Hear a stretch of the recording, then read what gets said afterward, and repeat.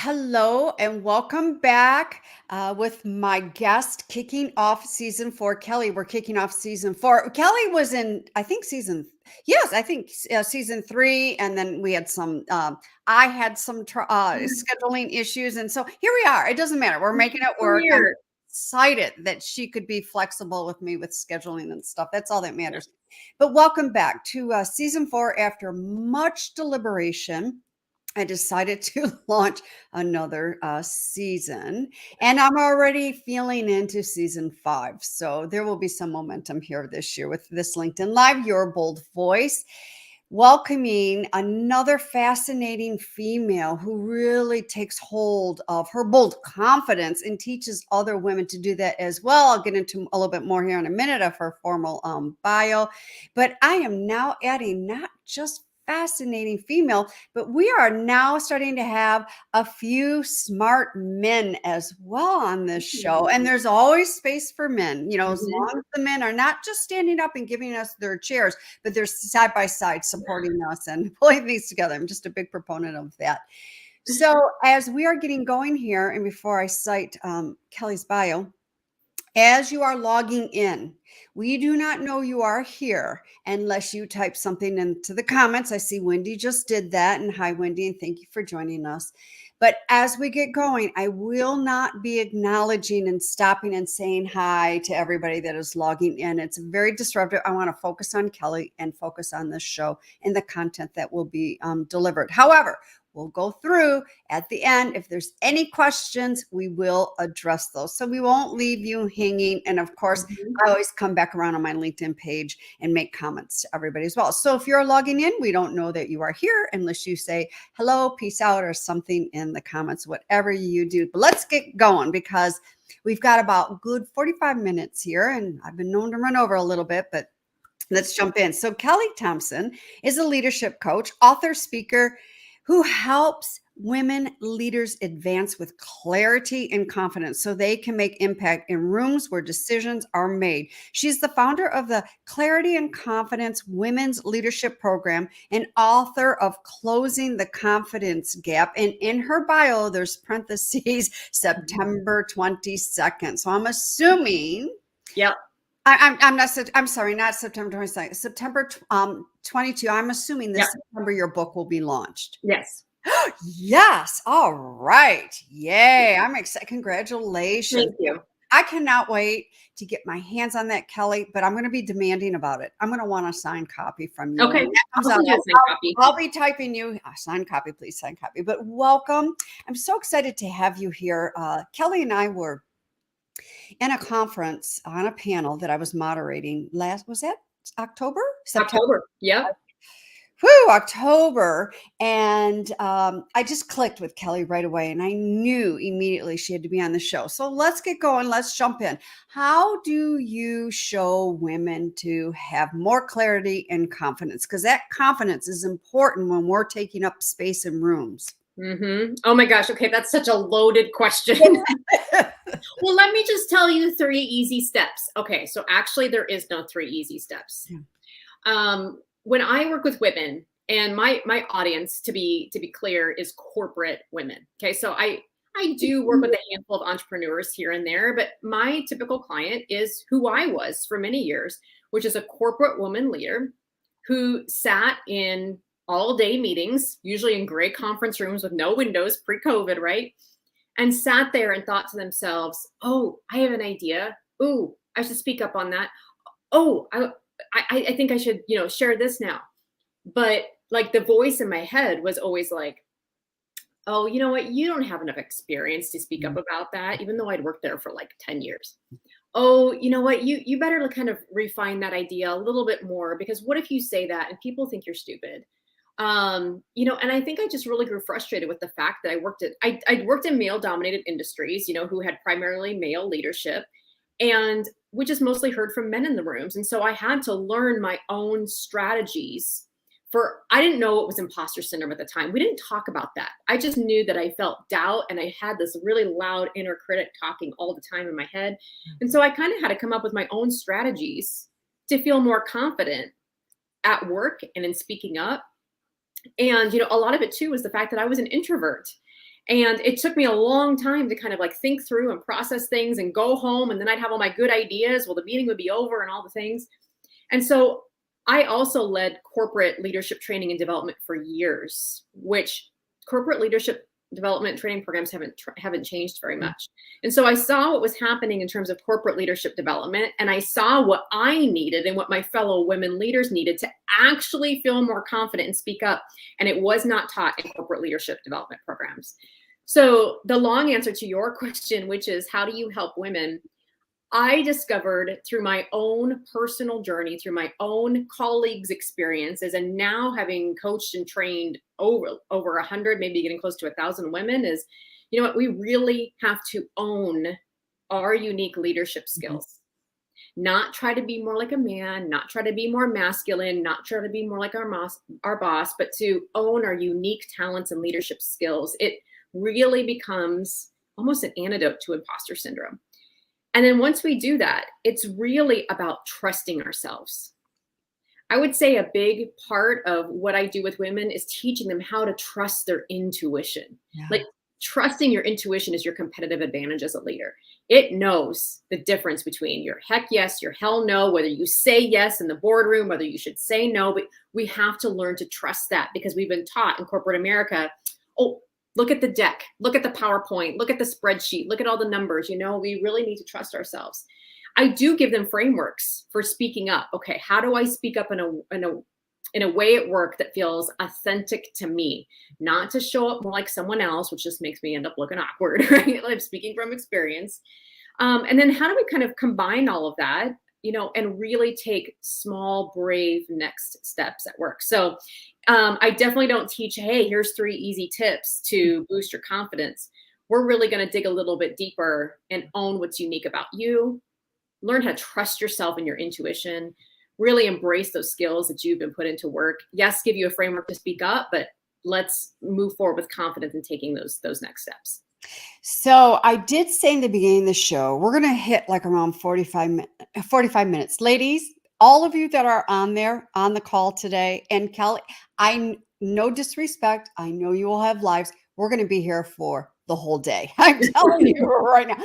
Oh my gosh. So yes, imposter syndrome, imposter phenomenon. You know, it's interesting because I have calls with corporate women and, women that like you and I, entrepreneurs that own business and own businesses and stuff. And I constantly hear the lack of the self-trust or intuition. What is that? And I used to years ago, and still once in a while I catch myself when you get those gut feelings and go, nah, and boy, it becomes such, hashtag, I'm going to say it, hashtag a shit show if I ignore it. If I do ignore it, yes. So I'm, more so really embracing and leaning in. But boy, that self-trust is, even as a woman business owner or as a woman in corporate, I hear it all the time, that self-trust and what is society going to think of us? And I'm to a point in my life, I'm like, who cares? I mean, seriously, who cares? And when we're lacking self-trust, we're lacking self-boundaries. In fact, I see a name that has popped up in here that has joined us today. In fact, her name is Amanda, and she will be joining in a couple of weeks on the show here, who is just a rock star in corporate, and she was telling me it's boundaries.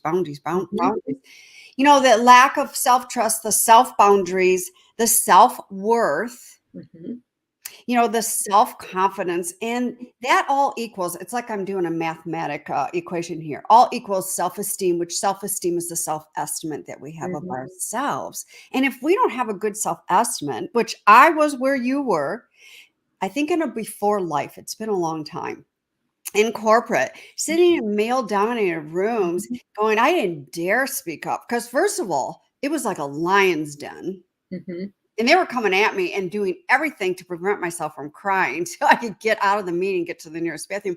Or if I spoke up, I didn't sound educated enough. All of that. And back then it was like, I never heard of imposter syndrome. I never heard of imposter phenomena. I never heard of any of that. So I like, Kelli, how you say, I don't have 3 tips or a 5-step process. And we're all going to cure ourselves by Friday, 5 p.m. Eastern Standard Time and time for happy hour. It is an ongoing Yep. process. Yes. That I still struggle with.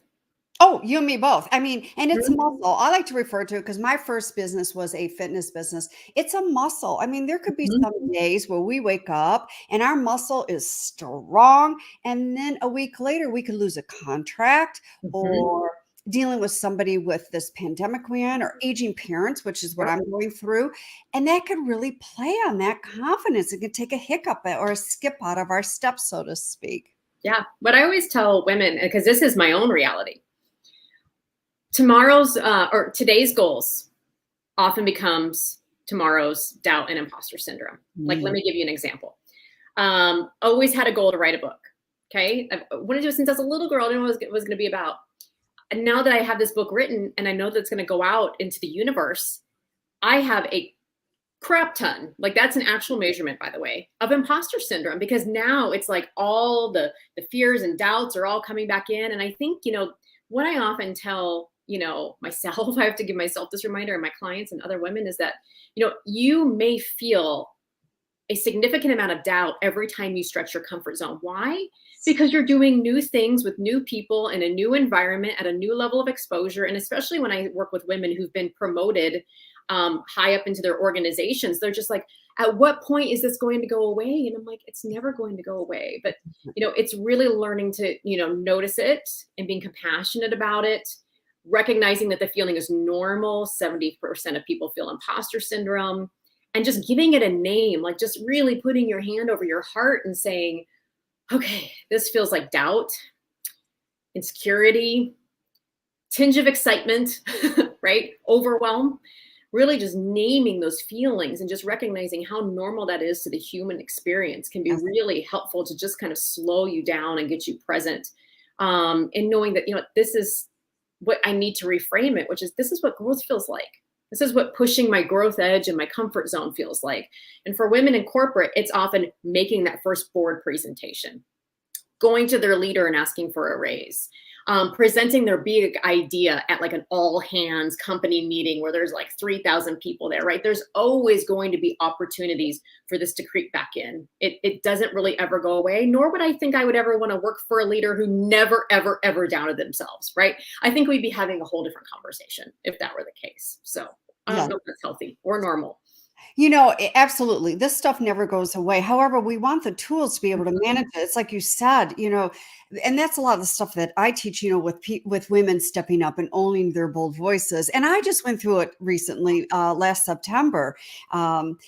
It's getting back into our body when I stay in our heads. That inner critic you refer to, I call her that damn hag in the attic. Mm-hmm.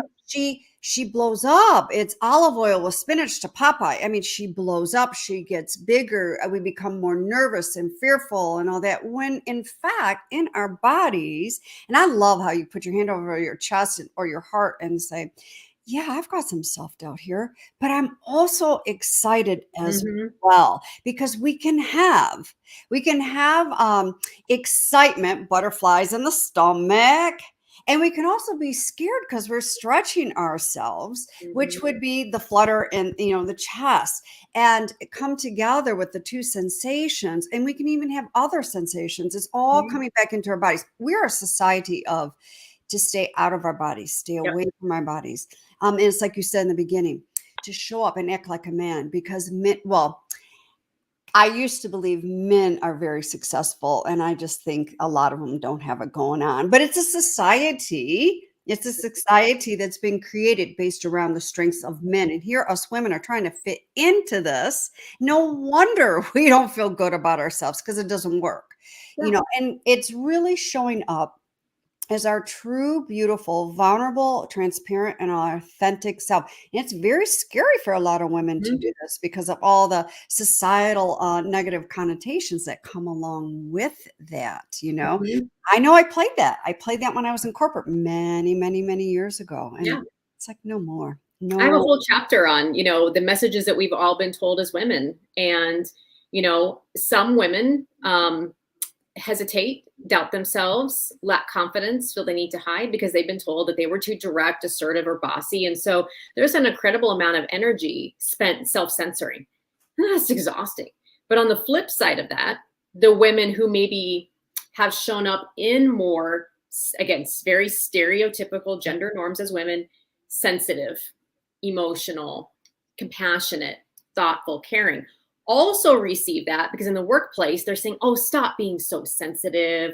Or, I heard this today from Adam Grant, your tentative language means that, you are not confident or whatever that means. It's like, no, it means I'm sensitive and attuned to the needs of others. And so in a way, it's like there's no ability to win. And so when we go back to trusting ourselves and our bodies, it's really understanding that like, because I am sensitive, I am able to blank, read people, manage groups, lead teams. Or to the opposite, because I am direct, I'm able to cut through the noise and describe what needs to be done. And so I think it's really, instead of like feeling a lot of nervousness or self-censoring about some of those qualities, it's like, well, let's reframe that. Because I am blank, this allows me to blank. And start practicing using some of those things in some low stakes situations. So. Yeah. Yeah. It's all about that masculine and feminine energy. It's really coming from the place of the feminine energy, but learning how to marry and dance Fred Astaire, Ginger Roger, among both the feminine and masculine energy. Masculine energy looks like this. Taskmaster. I got to do this. I got to show, she's Brandon, the devil wears Prada, big time, but the feminine energy piece is, this is how I'm feeling. This is how I'm embracing. And it's okay if I'm sensitive, because if being sensitive, I can read other people's emotions. I can read the room, and if you are direct, then yeah, you can break through all the noise. Boy, there's a lot of noise going on right now. We're still in January from the new year. We can break through all that noise that is going on and really be able to also help people feel heard, feel wanted, feel needed, in all of that, in, especially in meetings, in corporate, and also lead. I love all of that. I believe this is a very strong statement, but I believe all women need to learn how to embrace that without feeling threatened, whether it's in, corporate, or whether it is in, business, your own business. I mean, I do a lot of work around with women, are so afraid to sell. They're so afraid to go in for that ask, or they're struggling. And it's like, okay, well, what's your signature keynote package? Well, not keynote, what's your signature package? Well, $700. Well, no wonder you're struggling. You've got to up the game and leverage. So how long have you been in business, Kelli? My business started in March of 2019. So almost 3 years. I've been on my own. Congratulations. Thank So you. You went right from corporate into your business. I leapt. I literally leapt like with a prayer. And I did have initial corporate contract in hand. So I had a little bit of safety. Like I had somebody who said yes to me, but like, let's be real. It was like 25% of my corporate salary. So like, I was like, okay, well, I have some money in savings and we're just going to like close our eyes and leap. And yeah, savings is what allowed me to do that. And I'm married, right? My husband carries the benefits. Let's be honest about the privilege that there is there as well. So yep. I remind myself of that every single day. When I want to take a pause in my business and things like that, yes, we've got things, or like you said, savings, if you've had a very successful business and you do want to take a pause, I hope there's some investments or padding there as well. Absolutely. There's a lot of privilege there. I agree with you. Would you recommend I'm laughing as I'm like, would you recommend that? I have people who ask me that all of the time. And I've seen this play out in a million different ways. The answer is I don't know. You have to know and trust. This goes back to the knowing and trusting yourself. Here's what I know for sure about me. I know that I am a terrible attention splitter. Meaning, if I was going to try to run a side hustle on top of like working 9 to 5, like I literally cannot divide my attention that way. In fact, my husband and I have a joke that like I could never, like there was some people who were just really good at like dating around and going on dates with multiple people. Like I literally could not. I'm like, I have focused attention, which I think is my superpower. But running a business, I like literally could not do that. I'm like, I have to stop a thing and I have to start a thing because when I'm in, I'm like laser beamed, right?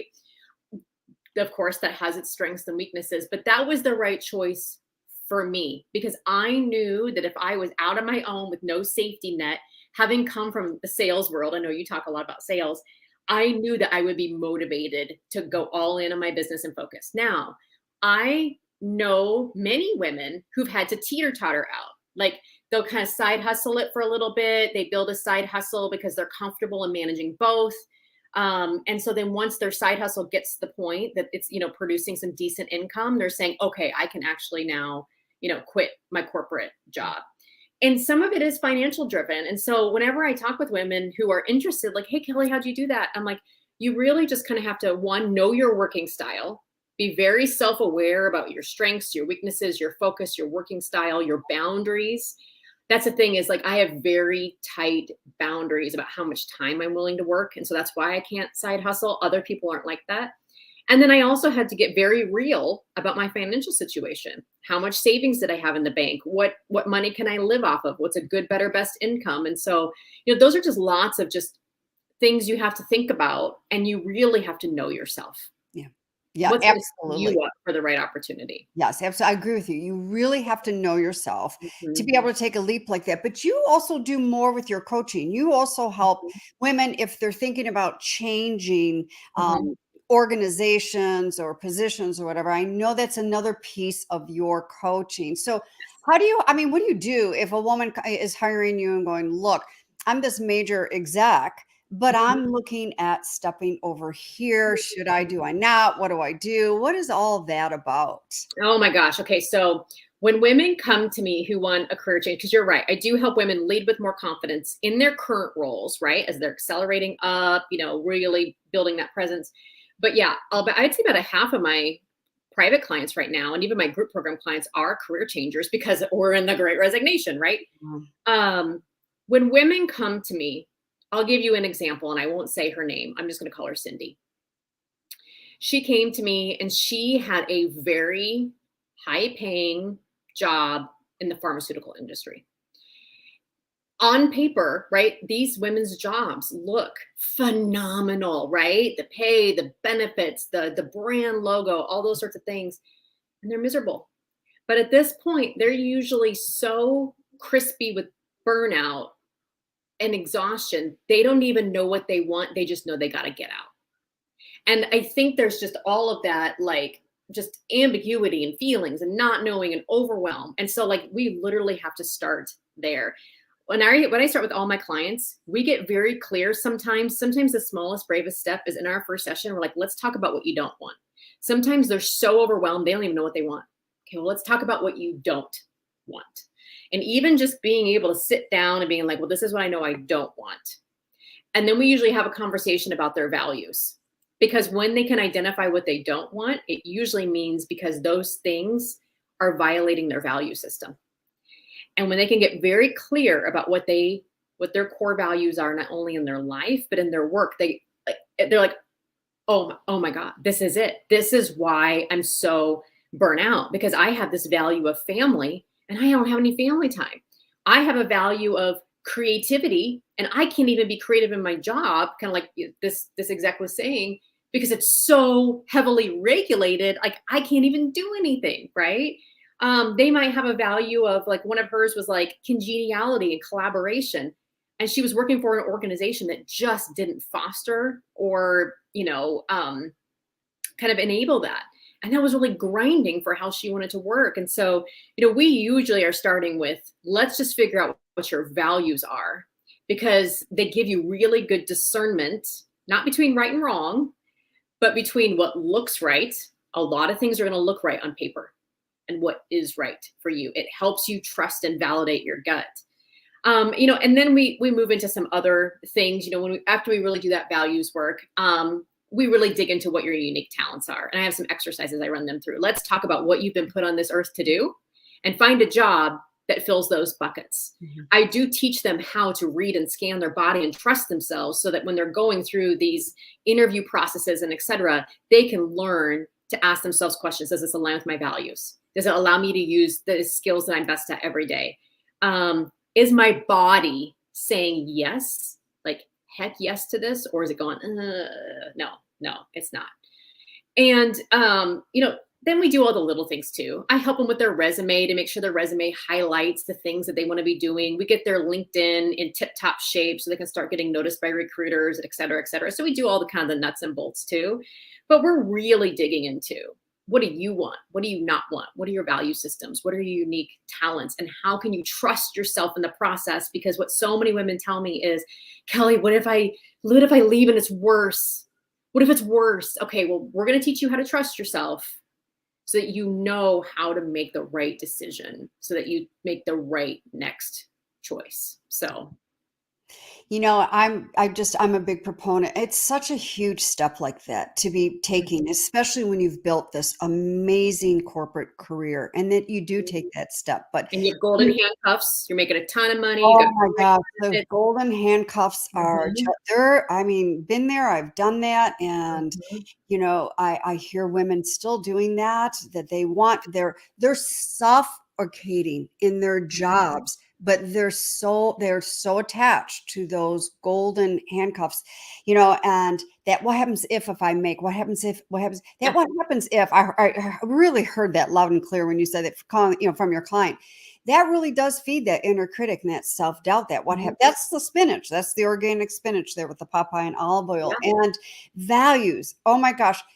I don't know if with everybody here listening, it's tuned in, and there's quite a few of you. I've seen names coming up and stuff. Is do a value exercise, yes, and at least know your top yeah, five values because it helps you make decisions. And there was a great example, the one client, well, listen, my number one value is family time, but I have no family time. Well, no wonder, yeah, your disease is setting in, aka stress and the miserable and, and just all the other stuff that is you're so off.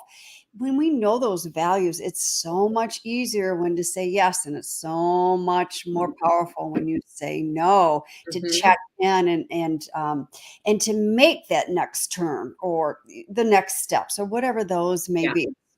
So, the difference between doubt and imposter syndrome. Oh, mhm, God, we can throw so much more into that yeah, question too. I'll stop there. I won't have you loaded. What is the difference between doubt and imposter syndrome? I think they're yeah. twinsies, but Well, I asked this. I was speaking at a women's leadership conference, and I asked the audience, what is the difference between doubt and imposter syndrome? And I had them discuss it at their tables. And I got down off the stage and I walked around. So I'm like, this is going to be juicy.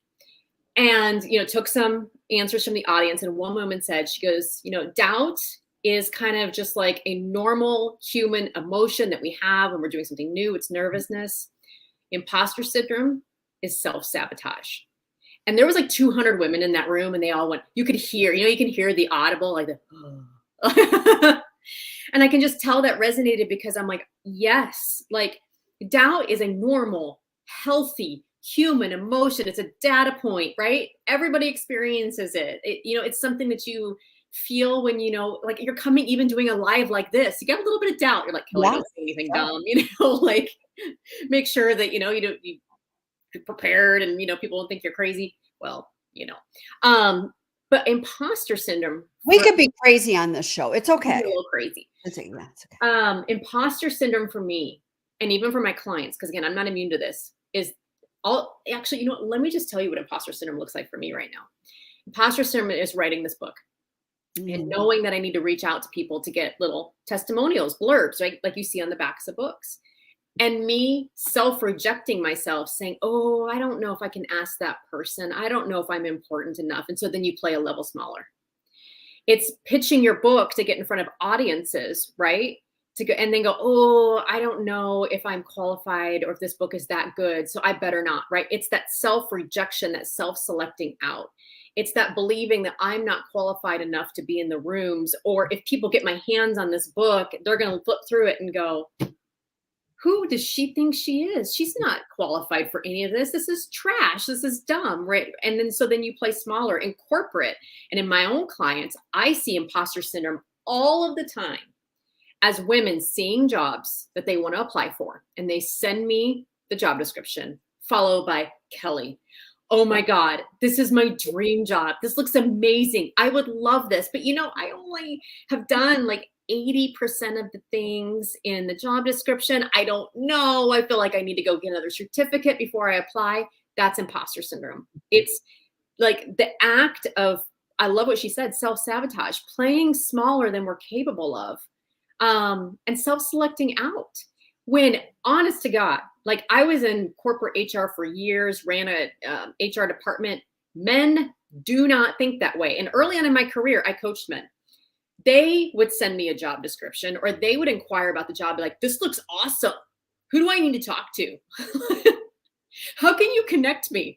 Like, I'm going in. I don't care. I'm going in. Yep. The qualifications. And so that's just how I see it, right? I see it in the self-censoring. I see it in the holding back.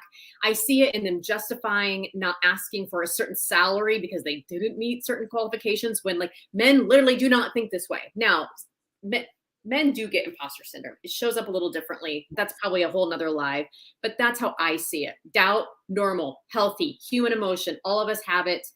If you're feeling it, there's nothing wrong. Imposter syndrome is like that self-sabotage that you go into when you like self-reject out, when you play a level smaller.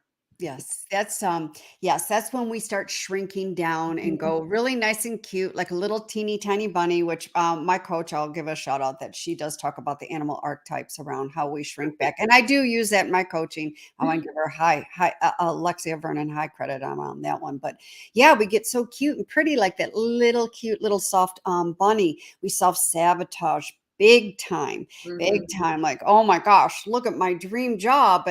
And even I have yet to hear women say 80%. I can feel that. Some of you say, well, even 60%, or, it's like, yeah, I think time to go on in. Yep. Yeah.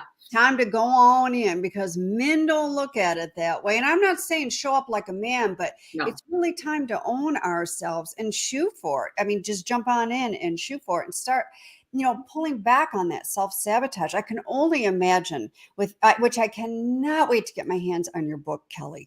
I can only imagine what you're going through, because I experienced not a book thing. I did a 5-minute mock-up TED Talk in September. In Vegas. And it was part my coach, and it was part, and so I remember I was so excited when I got the edited version back and everything. And I sat here going, I need to put this out there.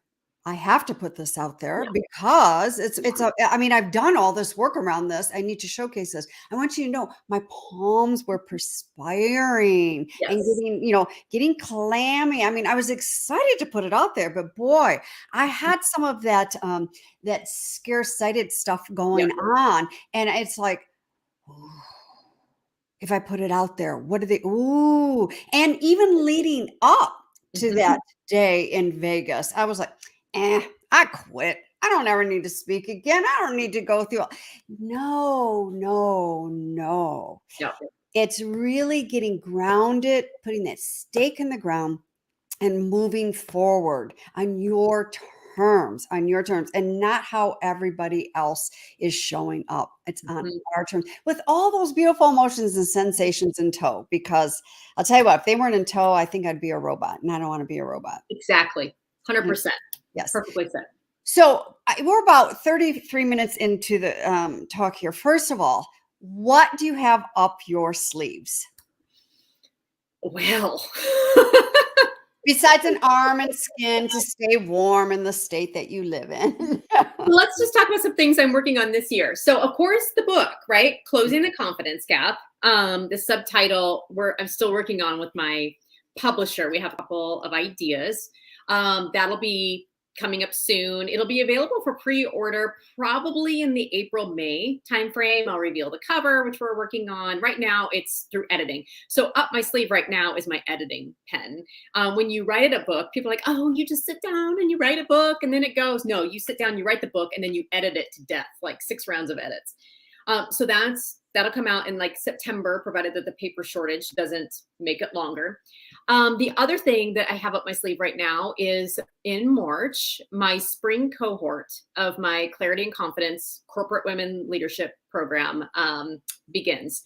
It's 8 weeks. We meet live. And the container is small. I purposely keep this at 15 women because that way we can dig into the topics that you and I have been talking about right now.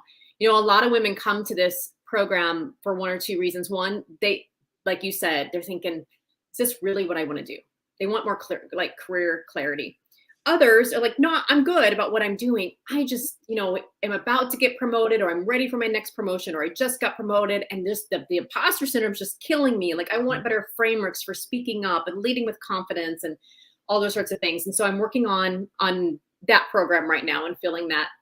And then just some of the other things I'm working on is just finding more opportunities to, speak to women about these sorts of issues just like this, right? Whether it's, virtual learning, whether it's, hosting the Women's Leadership Program live.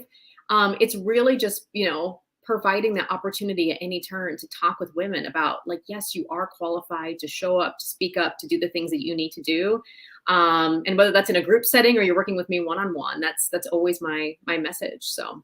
Oh, I love it. I'm very excited for the book. I can't wait to get it into my hands. I love it, and I'm very excited and proud of you for moving forward on that and not letting the self-sabotage, aka imposter, pull you back and hold you back. Well, I had a coach. Let's be honest. I call her my Brooke therapist. Book. Her name is Brooke. Book therapist. Her name is Brooke Adams Law, and she knows she's my book therapist. And it never would have come into fruition had I not had help. I mean, let's be honest. Like, yes. Ladies, we don't need to do this all ourselves. Like, no. Sometimes, like, people hire me as a coach the same reason I hired her as a coach. Like, I had a lot of doubt. I needed some help. I needed some structure. I needed some coaching. I needed some advice, guidance. She didn't really give me advice because she was very good at letting my book emerge, right? And just giving me a framework to do that. And I think, asking for help is hard, and it's something I've gotten a lot better at as an entrepreneur that I sucked at in corporate, to be honest. I had a lot of messages in my head wrapped around what asking for help meant. And now I'm just so much quicker to ask for it because it wouldn't exist if it wasn't for her. Yeah.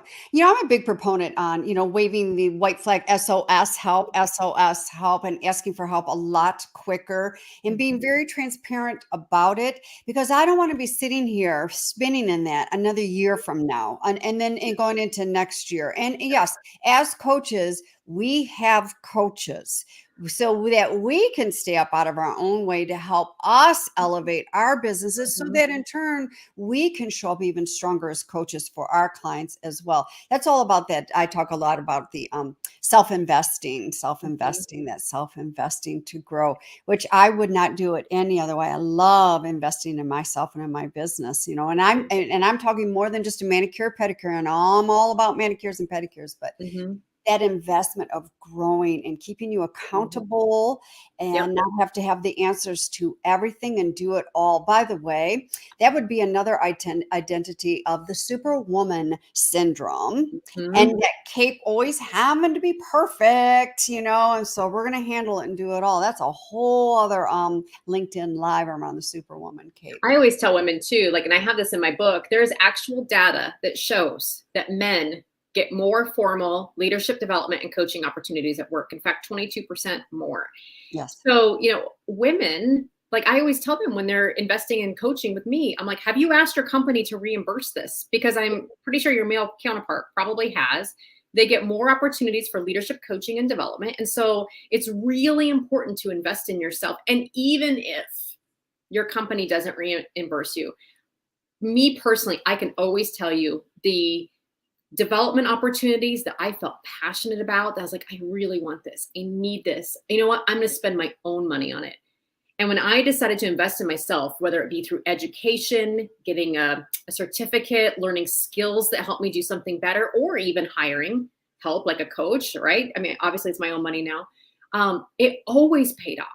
And it was always so meaningful and fulfilling because it's like, this is actually carrying me closer to where I want to be. Yes, I get great training through my employer on how to give feedback and those sorts of things. But there's just, I encourage you to do what Kim was just saying, which is really dig into, what do you really want? What do you really want to develop, and choose yourself? Yeah. Like, stop waiting to be picked. Yeah, like, absolutely. Invest in yourself. Yep. And don't forget to go back into that. Ask, especially if you're with an organization, because there's always professional development monies in Yes. those budgets, always, even if they're showing up and only paying 50% of what you're asking Mhm. for. But go in and go for that. Ask big time. And then being able to walk away and go, all right, so fine. They're not going to reimburse me on this one. I'm going to do it for myself and take it out of my pocket. Yes, Um, women usually find that it actually shows back up in other ways, whether they're asking for a raise or they find a job that, pays a little more, or some women just tell me like, I'm so glad I did this because I learned to set better boundaries. And she's like, that my free time is like invaluable. So I'm a firm believer in that too.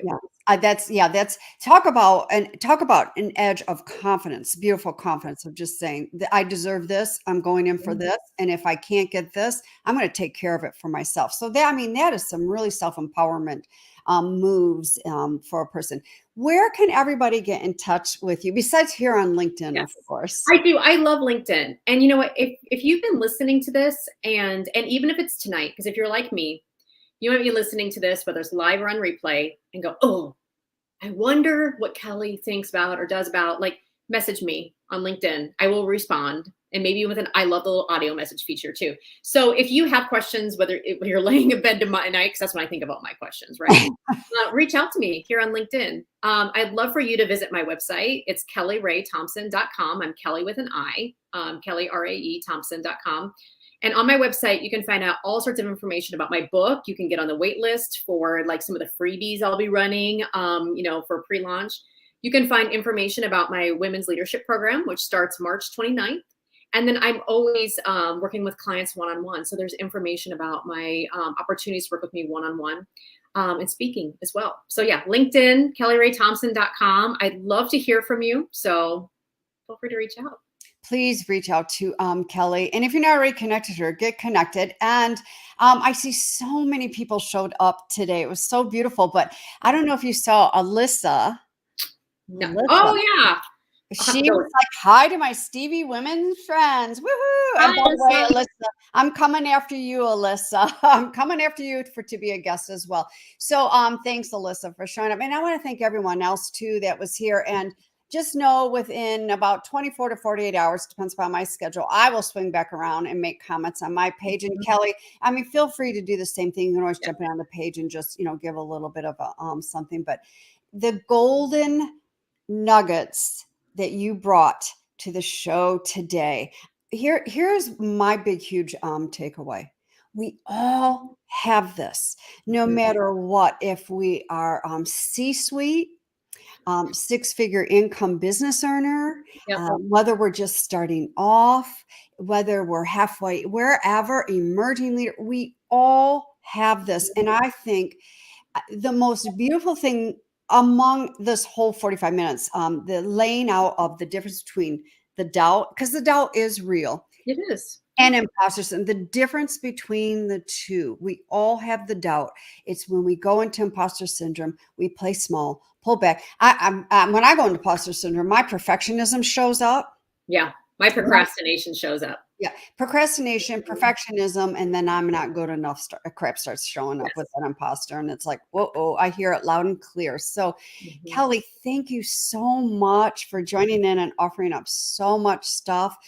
Everybody, please watch for Kelli's book in September. That is a must have. I can't wait to get I know. I'm it. excited. I will send you a signed copy. Yes, thank you. And of course, I'll be dinging on the email. Where's my signed copy? Thank you so much, everybody, for joining us. And join us again. This is the kickoff for season 4. And Kelli was so I was so excited when you said I'll kick the season off with you. I was really excited about that.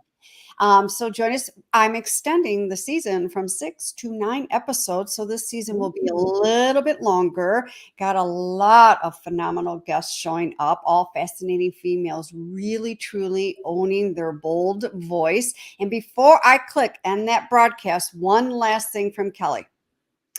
Bold voice. What is one thing that is still hanging out there for you, Kelli, that you are working on?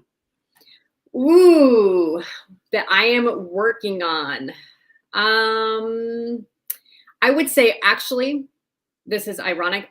As a speaker, and even though I've been a corporate trainer for over a decade, I am always working on having the confidence to speak up and use my voice. That might seem so counterintuitive, but as someone who is an introvert, I often have a story that, ooh, I shouldn't say that. That might ruffle feathers. That might take up too much space.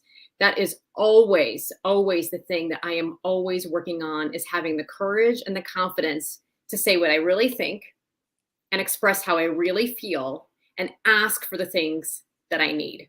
So even though I teach it, I haven't mastered it yet. And I'm sure you probably heard it throughout this framework. So. And do we ever master any of this? No, I know we don't. We don't. We don't. It's a journey. It really is. We're all off the hook. None of us are ever going to master it anyhow. So It's an imperfect, unapologetic journey that we are on. So thank you, Kelli, and thank you everybody for joining another Your Bold Voice. Get out there, really embrace your voice. I want to hear it. I want to see it. I want to hear it. And if you are struggling with that, please reach out. You can also DM me in LinkedIn, and we can go into schedule a call. So I will see you all here, same time, same place next week. Thanks, Kelli. thank you. Bye, everybody.